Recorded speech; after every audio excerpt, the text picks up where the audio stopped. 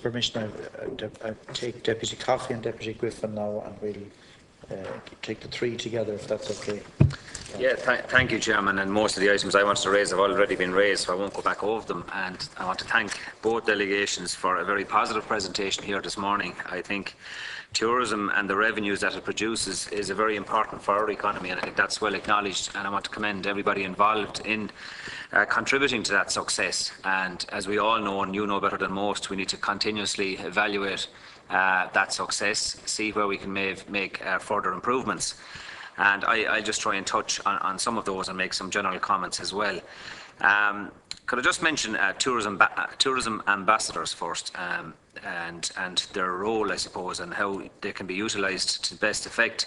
I do know some time ago the Minister announced that the former astronaut Hadfield from Canada was engaged to try and bring some international attention to Irish tourism and what it can offer. And I welcome that. In fact, he's a very high profile at the time and still is. Recently, we had the visit of the Kardashians to Ireland, and I think that brings in its own way a lot of spotlight onto Ireland and what it can offer. And you just might comment on that also. And being from Waterford in the southeast, can I mention in the Viking Triangle that has been supported and is developing into a very successful tourism product, I might add, and I want to thank everyone for the support in that.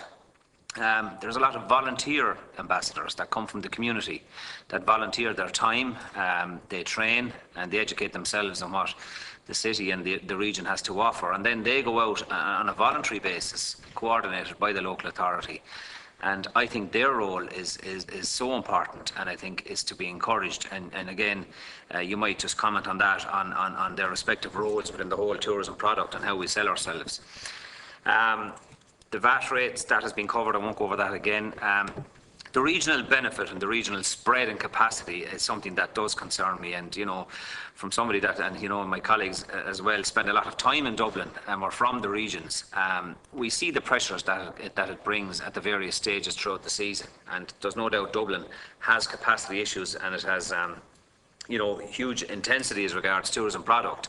And the challenge, I believe, is there is so much potential to spread that out to the regions, and with the development of the motorways and better access to the regions, and I agree with my colleague that mentioned the people in the corporates, that we get those employees out to the regions at weekends and other times.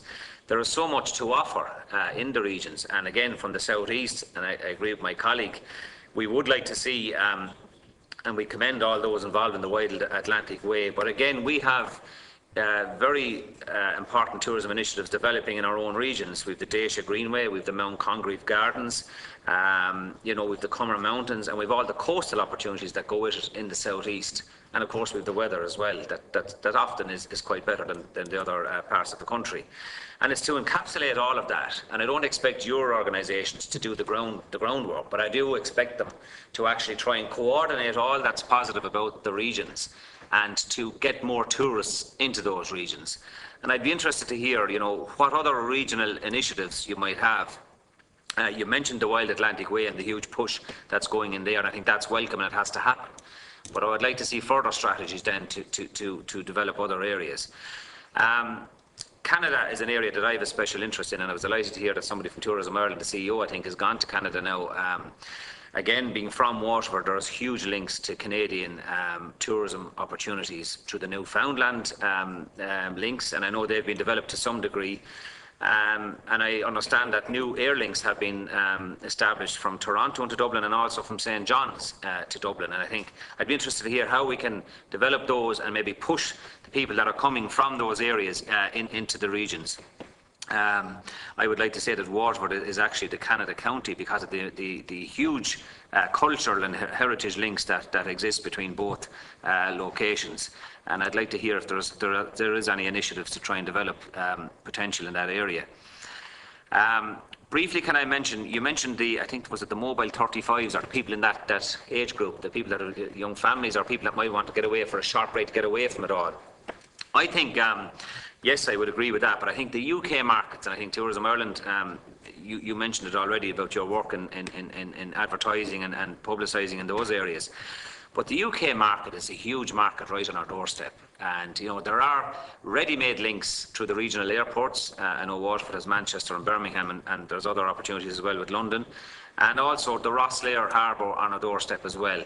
And could you tell us, is there any new initiatives there to try and, again, get people into the regions on using that doorstep access that is already there? And, you know, the value for money that's in the regions and the attractions that are there for families as well. I think that is opportunities that we could further develop and realise new areas. And finally, Chairman, you spoke about value for money. I presume, and I'd expect a positive answer, that you do customer satisfaction surveys and repeat visitor surveys and exit surveys on people that visit. You might give us some information on that.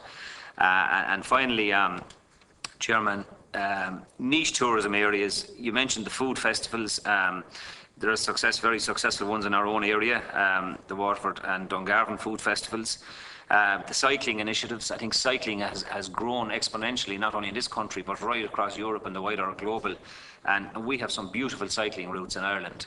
Again, to mention the Sean Kelly Cycling Festival in Dungarvan every year that attracts, I think there's almost 7,000 cyclists every summer. And I think that can be repeated, obviously, in other areas as well. Orienteering, surfing, food and the greenways, all niche areas, and cultural heritage. I see Paddy Matthews, who I worked previously, Paddy, when you were with the Heritage Council, and I know you have a great understanding of that. I think that is an untapped resource in Ireland, even though great work is being done. I mentioned Mount Congreve Gardens. I think I come from a place called Portlaw, which is a planned industrial town that had a population of over 5,000 people over a century and a half ago. But now there's only over 1,500 people, but all of those people went out into the world, various places, and I think we need to attract them back to discover their cultural roots. And there's huge opportunities in all of those areas. I know you're well aware of them, but again, could we develop those, first of all, I suppose, in a readily and easily way through technology, which was mentioned. Websites is one, but I think apps and linkages in that way, and then maybe more tangible linkages on the ground, and develop them over time. But I think there's huge opportunity there for a small country. I think we're ahead of the posse, and that's through the great work that you're doing. But I think there's an awful lot more to do if we can continue in that vein. Thank you, Chairman. Okay, thanks, Deputy Coffey. Good pitch for Waterford there. We'll move to Kerry now, Deputy Griffin. I feel like going online and booking my short break in Waterford there now after that contribution.